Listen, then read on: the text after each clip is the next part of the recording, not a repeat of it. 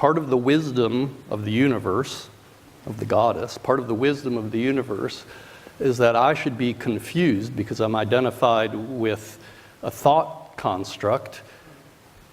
Maybe there's something in there. Maybe it's a fascist thing to think that should be changed. Maybe there's nothing wrong with that identification at all. Maybe that's the exact lesson that person needs to go through. Maybe they need to suffer through certain decades of misidentification in order to get the lessons they need to get because they're about to be a world teacher and give that after that. I don't know, but the last thing I'd want to do is try to help someone out of their psychological patterns if they seem to be stuck in them. I mean, they're choosing them. Now, they need to be aware that they're choosing them. You know, some people don't have that awareness. So certainly it helps to help another apparent human become aware of what you're aware of for them. Because all of us are more aware of other people than we are of ourselves. Anyone could see you better than you could see yourself, obviously. That's why therapists get paid. I mean, really, we can all see. So it's always good to help tell people what you see, but with no edge on it that they have an issue that they should change.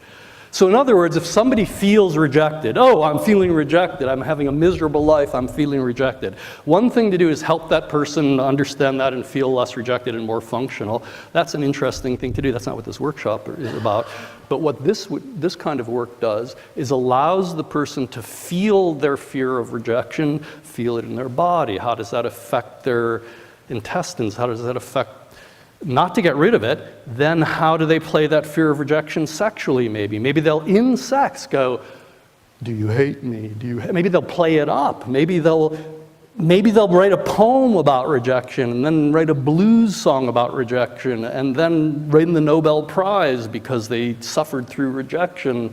I don't know, I'm just making all this up. But to me, at this stage of my understanding, which is always shifting, so I might disagree with myself tomorrow, it's a very masculine fascist thing to think that people should change the pattern. I mean, unless the patterns are so destructive socially, you know, obviously there's certain things that people need to be protected from, you know, child molesters or something like that.